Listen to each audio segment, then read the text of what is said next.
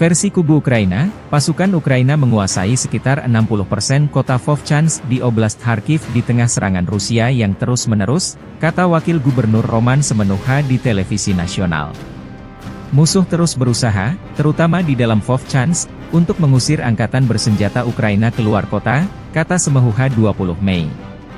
Kementerian Pertahanan Ukraina mengkonfirmasi pada 15 Mei bahwa unit-unit Rusia memasuki bagian utara pemukiman tersebut. Militer Ukraina mengatakan pada saat itu bahwa mereka telah mencegah Rusia membangun basis yang lebih dalam di Vovchansk. Kota ini digambarkan oleh pejabat Ukraina sebagai kota yang hampir hancur, dan Rusia terus menyerang Vovchansk dan permukiman tetangga lainnya, sehingga menimbulkan korban sipil.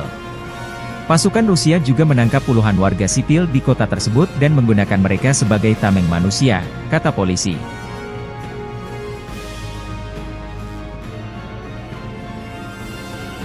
Download Tribun X sekarang, menghadirkan lokal menjadi Indonesia.